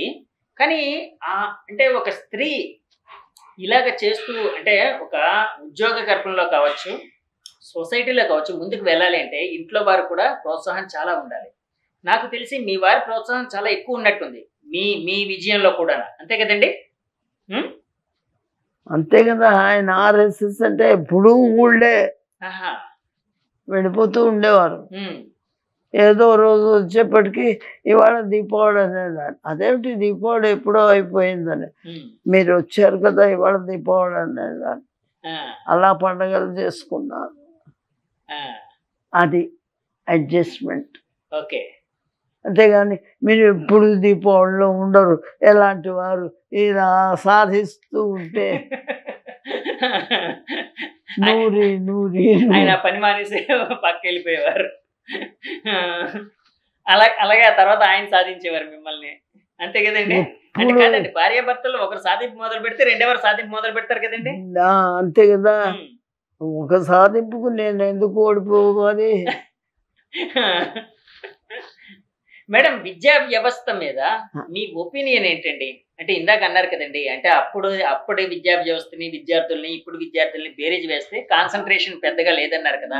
దానికి విద్యా వ్యవస్థ ఎలా ఉందంటారు? ఒకటి ఏమిటంటే, ఫస్ట్ థింగ్, ఏది నీకు సమ్మతం దానిలోకి వెళ్ళు. ఓకే, అంతేగాని వాడెవడో చదవమన్నాడు అని చదవద్దు. నీకు సమ్మతమైన విద్యలోకి వెళ్ళు, నువ్వు దాన్ని డెవలప్ చేసుకో. లేదా ఇంకో సమ్మతమైనది ఏదన్నా కావాలంటే అది మార్చుకో నెమ్మదిగా. అంతేగాని నీకు అక్కర్లేని విద్య మటుకు చేయొద్దు. First thing. ఓకే, చేసేదో ఖచ్చితంగా దాన్ని ఎలా చదవాలి, ఏం చెయ్యాలి, ఎలా పరీక్షలు అన్నీ తెలుసుకొచ్చి ఆషామాష వద్దు, అల్లా టప్పగా వద్దు, అబద్ధాలు చెప్పొద్దు, మోసం చేసి వద్దు. అంతే. That is the test. That way. ఒకసారి నాకు జ్వరం వచ్చింది. ఓకే, మా మాస్టర్ దగ్గరికి వెళ్ళి, ఆయన దగ్గరికి వెళ్ళి నాకు జ్వరం వచ్చిందని నేను పరీక్ష రాయనని చెప్పాను. అబ్బే వద్దు, రాయొద్దు అన్నారు. వెళ్ళు, జాగ్రత్తగా మందు అది తీసుకో. సరే వెళ్ళిపోయాను. పరీక్షలు లేవని చెప్పేసాను ఇంట్లో. నాకు జ్వరం అందుకని లేదు. 2 రోజులు అవ్వగానే ఒక లెటర్ వచ్చింది ఆయన దగ్గర నుంచి. ఓకే, మీ మాస్టర్ దగ్గర నుంచి. నీ సెలవులు అయ్యాక this is the time table you have to follow for the examination అంతే. దాంతో ఆ 15 రోజులు చచ్చెట్టు వర్క్ చేసుకున్నా. జ్వరం లేదు, ఏమీ లేదు. అలాంటి మాస్టర్లు ఉండాలి, అలాంటి టీచర్లు, అలాంటి స్టూడెంట్స్, ఒబే చేసే స్టూడెంట్స్ కావాలి. అప్పుడు బాగుపడుతుంది, విద్యా వ్యవస్థ బాగుపడుతుంది. మీరు అంటే ఫిజిక్స్ లో ప్రొఫెసర్ గా ఉన్నారు కదండి, అంటే ఏ ఫిజిక్స్ అండి మీరు, అంటే స్పెషాలిటీ ఏంటండి ఫిజిక్స్ లోని? స్పెక్ట్రోస్కోపీ అంటే ఏంటండి? అంటే న్యూక్లియర్ మ్యాగ్నెటిక్ రెజొనెన్స్, NMR అంటారు. అల్ట్రావైలెట్, ఇన్ఫ్రారెడ్, ఫ్లోరసెన్స్, ఫాస్ఫోరసెన్స్ అవి. ఓకే, మీరు పేపర్లు కూడా చాలా సార్లు సబ్మిట్ చేశారని విన్నానండి నేను. ఏ పేపర్లు సబ్మిట్ చేశారు, ఎవరికి సబ్మిట్ చేశారండి? వీటి మీద జర్నల్స్ కి చేసేదాన్ని. అంటే వరల్డ్ వైడ్ గా ఉండే జర్నల్స్ అన్నిటికేనండి. తర్వాత వేదిక్ మ్యాథమెటిక్స్ స్పెషలైజ్ చేశాను. వేదిక్ మ్యాథమెటిక్స్ శంకరాచార్య వారి 29 సూత్రాలు నేను సిడీలు చేశాను, అది బాగా చేశాను. ఓకే, ఇప్పుడు వేదిక్ మ్యాథమెటిక్స్ మీద మీరు ఇది చేశారని చెప్పి ఉషా చిలుకూరి గారికి తెలిస్తే ఆవిడ ఎలా ప్రతిస్పందిస్తారని అనుకుంటున్నారు? ఏమో, షీ మే ఇన్వైట్ మీ, వచ్చి చెప్పమంటారు. నేను చెప్పలేను కదా, ఇప్పుడు వెళ్ళలేను కదా. అమెరికా వెళ్ళలేరంట అంటే ప్రతిరోజు 120 కిలోమీటర్లు ప్రయాణం చేసి వెళ్తున్నారు కదండి. మీ సంకల్పం ముందు అమెరికా ఎంత? నిజంగా ఈ వీడియో ద్వారా ఉషా చిలుకూరి గారికి ఈ విషయం తెలిస్తే ఆవిడ మిమ్మల్ని ఇన్వైట్ చేయాలని, అంటే ప్రపంచ దేశాలకి మీ నాలెడ్జ్ ని పరిచయం చేయాలని మనస్ఫూర్తి కోరుకుంటున్నాను. 5 బుక్స్ రాశాను దీని మీద, వేదిక్ మీద. వర్క్ షాప్ పెట్టాను, సెమినార్స్ ఇచ్చాను, అన్నీ చేస్తూ ఉంటాను. ఎప్పుడు ఏదో ఒక పని చేస్తూ ఉంటారు కదండి. అంటే ఎందుకంటే ఇప్పుడు మార్నింగ్ ఎన్ని గంటలకు బయలుదేరుతారండి మీరు? పొద్దున్న 9ంటికి బయలుదేరు. సెంచూరియన్ యూనివర్సిటీలో 9 బయలుదేరితే 11 కడతాను. ఓకే, ఆ తర్వాత వర్క్ ఎంత వరకు? అక్కడ 4-5 వరకు ఉంటారు కదండి. 4 వరకు ఉంటారు. 4 నుంచి ఇక్కడికి వచ్చినప్పుడు 6-7 అవుతుంది. 6-7 అవుతుంది. తర్వాత మళ్ళీ మీరు మీ పనులు చూసుకోవడం, మళ్ళీ ఏదో ప్రిపేర్, నిద్రపోవటమే, కాస్త తినేసి నిద్రపోవటం. టీవీలో అలాంటి వాటి మీద ఏమి ఎలాంటి ఇంట్రెస్ట్ ఉంటుందండి? టీవీలు, సినిమాలు, న్యూస్, టీవీ అక్కర్లేదు. అంటే నాకు ఏవి కావాలో, what time and energy, those are the 2 things I concentrate. Okay, time should not be lost for any trash. Energy should not be loose for any trash. ఈ 2 కావాలి మనిషి. అంటే అనవసరమైన విషయాల మీద మనం ఫోకస్ పెడితే ఎనర్జీ అనేది లాస్ అవుతుంది అన్నది కదండి. టైం వేస్ట్ అవుతుంది, ఎనర్జీ లాస్ అవుతుంది, అంతే కదండి? అంతే. అంటే మీరు ఈ వయసులో 96 ఏళ్ళు వెళ్ళిపోయి ఎన్నేళ్ళు అయిందండి? ఇంకో 4 నెలలు 97 వస్తాయి. 97లోకి అడుగు పెడుతున్నారు 4 నెలల్లోని. సో అంటే మీరు ఫోకస్ మొత్తం చదువు మీద, విద్యా బోధన మీదే పెట్టే విధంగా ఎలాగ మైండ్ ని ట్యూన్ చేసుకున్నారు? అవును, మరి 24 గంటలు గధవాగుడుకు బాగుతుంటే ఏం లాభం? అక్కర్లేని మాగుడు, సినిమా మాగుడు, అలా ఆవిడ ఇంట్లో జరిగిన మాగుడు, లేకపోతే ఈవిడికి అడ్వైస్ చేయటం, ఇవన్నీ ఎందుకండి? That which is necessary for you, you do it. That which is necessary for you, you spend time on that.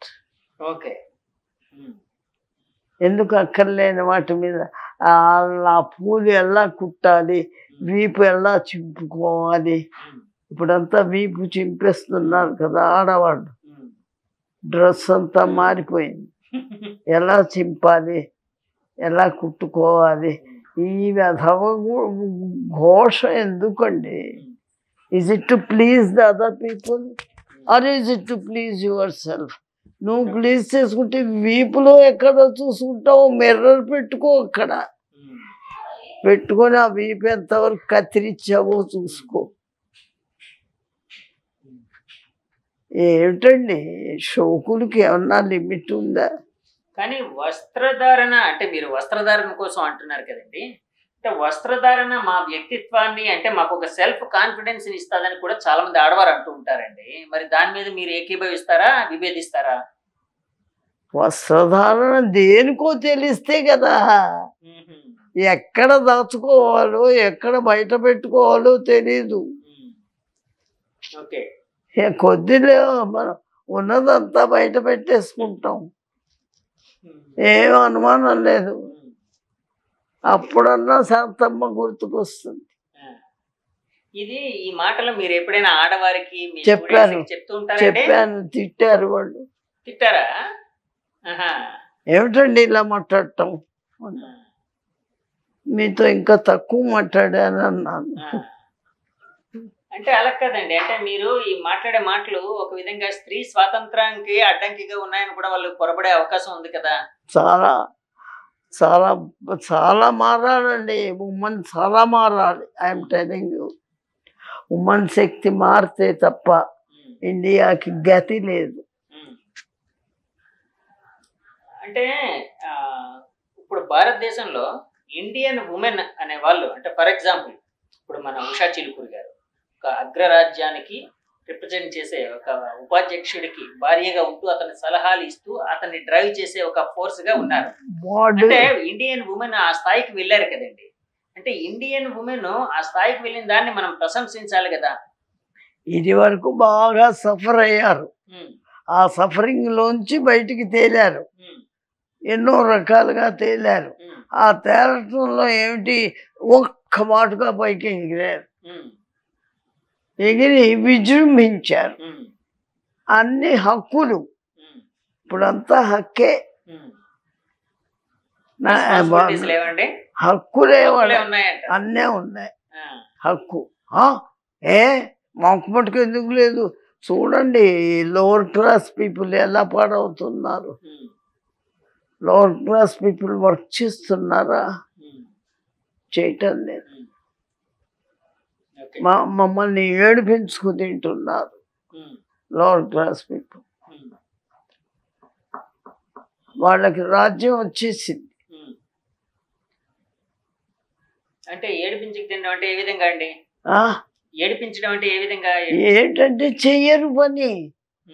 ఇప్పుడు స్వీపర్ ఉంది, ఆ స్వీపర్ ఇది వరకు ఎంత చక్కగా తుడిచేది. ఇప్పుడు ఇక్కడి నుంచి అంత పొడుగు చీపురు పట్టుకొని అంటుంది. అది ఆ మొనలు ఇలా ఇలా అక్కడున్న దుమ్ములు లేవదు. అలాగే మగవారు కూడా అంటే ఇప్పుడు అంటే అందరూ హక్కులే ఫీల్ అవుతున్నారు కదండి, మగవారు కూడా హక్కులే ఫీల్ అవుతున్నారు కదండి. వాళ్ళు కూడా అదే హక్కులు ఫీల్ అవుతున్నారు కదా, ప్రతిదీ మా హక్కు అని అంటున్నారు కదండి. దాన్ని ఎలా చూడాలి మరి? వాళ్ళని వీళ్ళని కంట్రోల్ చేయటం ఈజీ. వాళ్ళని కంట్రోల్ చేసిన కన్నా వీళ్ళని కంట్రోల్ చేస్తూ ఉంటే కొంత తగ్గుతుంది. మగవారిని కంట్రోల్ చేయడం ఈజీ అంటారా? ఆడవాళ్ళని కంట్రోల్ చేయడం ఈజీ, మగవాడిని కంట్రోల్ చేయడం కష్టం, చాలా కష్టం. వాడికి డబ్బు డబ్బు డబ్బు, తాగటం డబ్బు, తాగటం డబ్బు, అల్లరి చేయటం, అవి వాడికి కావాల్సింది. మీరు టీచర్ గా ఇన్ని 70 ఏళ్ళగా టీచర్ గా విద్యాబోధన చేస్తున్నారు కదండి, మీరు మర్చిపోలేని విద్యార్థి అంటే మీ స్టూడెంట్ ఎవరైనా ఉన్నారా అండి? ఎవరి కోసం అంటే రాజు గారు, జిఎస్ఎన్ రాజు గారు అంటే అంటే ఆంధ్ర యూనివర్సిటీకి ఒకప్పుడు వైస్ ఛాన్సలర్ గా పనిచేశారు, ఇప్పుడు సెంచూరీ యూనివర్సిటీ చాలా మంచివాడు, చాలా గొప్పవాడు. అలాగా అంటే కొంత సైలెంట్ గా, ఎక్కువ షోయి కాదు, ఎక్కువ వాగుడు కానీ ఎక్కువ కర్ర పట్టుకొని పెత్తనం చేసే టైపు కాదు, చాలా జాగ్రత్త అయిన మనిషి. లేకపోతే నేను ఎప్పుడో తెలియనప్పుడు 2 పాఠాలు చెప్తే అది గుర్తుపెట్టుకొని నన్ను తీసుకొచ్చి ఎమెరిటస్ ప్రొఫెసర్గా పెట్టాడే. ఆయన ఎంత మెచ్చుకున్నాడు ఆ రోజుల్లో. నాకు దానికి విలువ ఇచ్చాడు. అలాంటి వాళ్ళు తక్కువ అండి. మేడం, అలాగే ఇప్పుడు అమెరికా అధ్యక్ష ఉపాధ్యక్ష ఎన్నికల్లో ఎవరు నెగ్గే అవకాశం ఉందని మీరు అనుకుంటున్నారు? అంటే ఇప్పుడు ఈవిడ ఉషా చిలుకూరి గారి భర్త వాన్స్ గారు నెగ్గే అవకాశం ఉందని అనుకుంటున్నారా? అంటే మీరు ఏమైనా దానికి సంబంధించి మీకు ఏమైనా ఆలోచనలు ఉన్నాయా? చాలా గట్టివాడండి రాజు. చాలా గట్టివాడు. నేను రాజు గారి కోసం కాదండి. అంటే ఇప్పుడు అమెరికా అధ్యక్ష ఉపాధ్యక్ష ఎన్నికల్లో ఇప్పుడు ఎవరు నెగ్గే అవకాశం ఉందని మీరు అనుకుంటున్నారు? ఎవరు నెగ్గేదా మనం ఏం చెప్పలేమండి. అక్కడ ఎవరు నెగ్గితే బాగుంటది అనుకుంటున్నారు మీరు? అంటే ఇప్పుడు రిపబ్లికన్ పార్టీ తరపు నుంచి రిపబ్లికన్ పార్టీ వస్తే మంచిది అంటారా? అంటే ఇప్పుడు ఉషా చిలుకూరి గారు ఇప్పుడు అంటే ఆమె భర్త వాన్స్ గారు ఉపాధ్యక్ష పదవి తీసుకుని, అలాగే రిపబ్లికన్ పార్టీ అంటే ట్రంప్ గారు ఇప్పుడు అధ్యక్షుడైతే భారతీయులకి ఎలాంటి మేలు జరిగే అవకాశం ఉందని మీరు భావిస్తున్నారు? భారతీయులకి ఎలాంటి మేలు జరుగుతుంది? అదే కాదు, ఇన్ జనరల్ వాళ్ళ ఐడియాస్ మంచివి. అయినా నేను చెప్తున్నాను కదా, ఐఎమ్ నాట్ ఎ పొలిటీషియన్. నేను ఏదన్నా సైంటిఫిక్ ఎక్స్ప్లెనేషన్ కావాలంటే మాట్లాడగలను. ఈ మధ్య ఇప్పుడు ఈ న్యూస్ తెలిసిన తర్వాత, అంటే ఉషా చిలుకూరి గారు భర్త ఇప్పుడు ఉపాధ్యక్ష పదవికి ఎన్నికల్లో పోటీ చేయబోతున్నారని తెలిసిన తర్వాత మీరు మీ బంధువర్గంలో ఎవరితోనైనా మాట్లాడడం జరిగిందా అండి? మన ఉషా వాళ్ళ భర్త ఇట్లాగంటే చెప్పుకుంటూ ఉంటారు కదా, మనవరాలు కదా ఆవిడ. వాళ్ళెవరో ఇన్ఫర్మేషన్స్ గ్యాదర్ చేసుకొని ఉంటారు. కాదు, మీరు ఎవరైనా మీ బంధువులతో మాట్లాడడం జరిగిందా? నేనా? నాకంత దీనిలో వెళ్ళలేదు. ఎవరైనా ఇలా మీలాంటి వాళ్ళు అడిగితే నాకు తెలిసింది తోచింది చెప్తున్నాను. అంతకన్నా ఎక్కువ ఇంట్రెస్ట్ లేదు. మేడం, ఇప్పుడు ఉషా చిలుకూరి గారి తండ్రి గారు అంటే మీకు వరుసకి కొడుకయ్యే వ్యక్తి ఎవరో ఉన్నారని, అదే తండ్రి గారు ఉషా చిలుకూరి గారి తండ్రి గారు మీకు వరుసకు కొడుకు అవుతారన్నారు కదా, ఆయన ఎక్కడ ఉంటున్నారు ఏంటి? అవి శాండియాగో, అమెరికాలో శాండియాగోలో ఏరోనాటిక్స్ ఇంజనీరింగ్ లో వర్క్ చేస్తున్నారు. ఉషా చిలుకూరి గారి తల్లి గారు ఏం చేస్తూ ఉంటారండి? హోమ్ మేకర్ అండి, లేకపోతే ఏమైనా జాబా? తెలీదా మీకు? సో వాళ్ళ పిల్లలు ఏం చేస్తున్నారు అలాంటివి ఏం తెలుసా? చిన్నవాళ్ళ. ఓకే. ఇప్పుడు ఉషా చిలుకూరి గారిని ఫస్ట్ టైం మీరు అంటే ప్రసార మాధ్యమాల్లో ఫోటో చూసాను అని అన్నారు కదండి. ఆ ఫోటో చూసిన వెంటనే మీకేమనిపించింది? అంటే ఇప్పుడు మీ మనవరాలు ఆ స్థాయికి వెళ్ళింది అని అనగానే ఏమనిపించింది? అలా కాదండి, ఆవిడ మరి సామాన్యమైన మనిషి పైకి వెళ్ళగలిగింది. ఆ అదృష్టం ఆవిడ అక్కడికి వెళ్ళబట్టి అవి మెయింటైన్ చేసుకొని చదివి ఆయన్ని పెళ్లి చేసుకోబట్టి కొన్ని అదృష్టాలు కలిసాయి. తర్వాత పిల్లలు పుట్టడం అనేది సహజం. పిల్లలు పుట్టారు, పెంచుకుంటున్నారు, అంతే. ఇప్పుడు ఉషా చిలుకూరి గారు మీతో మాట్లాడితే మీరు ఇందాక కొన్ని సజెషన్స్ ఇస్తానన్నారు, కొన్ని చెప్తానన్నారు కదండి హిందూయిజంకి సంబంధించి. అలాగే ఆవిడ్ని వాళ్ళ స్వగ్రామం ఇప్పుడు ఏదైతే తణుకు దగ్గర వడ్లూరు ఏదో అన్నారు కదండి, వడ్డూరేనా? తణుకు దగ్గర వడ్డూరు, అక్కడికి రమ్మని అడుగుతారా? వీళ్ళున్నా ఇండియాకి రమ్మంటాను. ఏమాత్రం వీళ్ళున్నా ఇండియాకి రమ్మంటారు. మీరుగా మీ ఇద్దరు రండి, ఇండియాలో తిరగండి, ఇండియాలో అందరూ మిమ్మల్ని కలుస్తారు అనగలరు. కానీ ఆ హక్కులో నేను ఎంత ఎంత ఎంత నేను శ్రమ పడాలో నాకు తెలియదు. కాబట్టి జాగ్రత్తగా చూసుకుంటాను. ఇప్పుడు అలాంటి వాళ్ళని పిలిచినప్పుడు ఎంతో ఎత్తులో చేయాలి, ఆషామాషి ఉండకూడదు.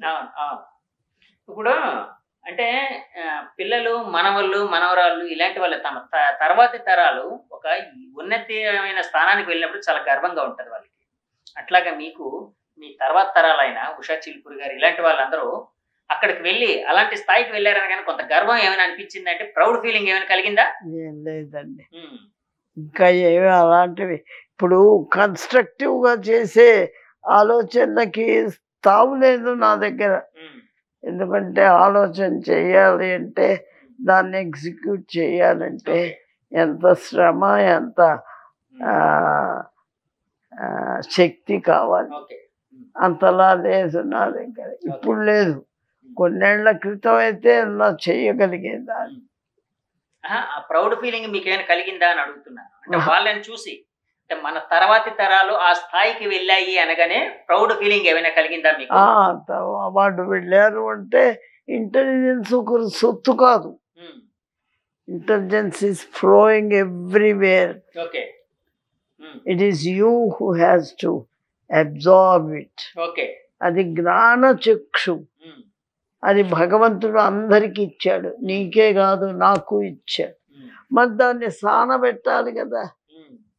నేను పెట్టను, మీరు పెడతారు, మీరు అదృష్టం. అక్కడి నుంచి మీరు పెట్టి మీ అదృష్టం తెచ్చుకొని ఉంటుంటే వీళ్ళందరూ ఏడుస్తూ ఉంటారు మిమ్మల్ని చూసి. మా ఛానల్ ద్వారా ఈ ఇంటర్వ్యూ ద్వారా అంటే ఉషా చిలుకూరి గారికి కావచ్చు, లేకపోతే వాళ్ళ అనుయాయులకు కావచ్చు, మీ బంధువులకు కావచ్చు, మీరు చెప్పే మెసేజ్ ఏమైనా ఉందా?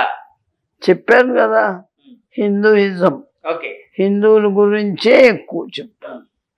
సో ఆవిడ పక్కాగా గెలవాలి అని కోరుకుంటున్నారు మీరు. సో గెలవాలి అంటే గెలిచిన తర్వాత మన భారతీయ మూలాలు అనేవి తప్పక గౌరవించాలి. Okay, because she is Hindu by birth. Okay, okay madam, thank you అండి, థ్యాంక్ యూ వెరీ మచ్ అండి. చూసారు కదండి, ఇది ప్రొఫెసర్ శాంతమ్మ గారు, అంటే ఉషా చిలుకూరి గారికి నానమ్మ వరసయ్యే శాంతమ్మ గారు చెప్తున్న మాటలు. ఆమె ఉషా చిలుకూరి గారు గెలవాలని, గెలిచిన తర్వాత భారతీయ మూలాల్ని, హిందూయిజాన్ని మర్చిపోకుండా దాన్ని ప్రమోట్ చేస్తూ, అంటే హిందూయిజం యొక్క విలువల్ని కాపాడాలని మనస్ఫూర్తిగా కోరుకుంటున్నారు. అలాగే 96 ఏళ్ల వయసులో, అంటే 97 ఏళ్ల వయసుకి దగ్గరవుతున్న ఆమె తన విజయ రహస్యం ప్రతిరోజు 120 కిలోమీటర్లు ప్రయాణించి పాఠాలు చెప్తూ విద్యార్థులకి, ఒక్కరోజు కూడా తప్పకుండా పాఠాలు చెప్తూ విద్యార్థులతోనే మమేకం అవుతూ బోధనా శైలిని గత 70 ఏళ్ళగా అవలంబిస్తున్న శాంతమ్మ గారు తన విజయ రహస్యం కూడా టైం అండ్ ఎనర్జీ అని చెప్పారండి. టైంని యూటిలైజ్ చేసుకోవడం, ఎనర్జీని యూటిలైజ్ చేసుకోవడం ప్రతి ఒక్కరి కర్తవ్యం అని చెప్తూ ఉన్నారండి. మీకు ఇంటర్వ్యూ నచ్చితే మా ఛానల్ లైక్ చేయండి, కామెంట్ చేయండి, షేర్ చేయండి, సబ్స్క్రైబ్ చేయండి. Thank you very much. Signing off మీ జగదీష్. Bye bye.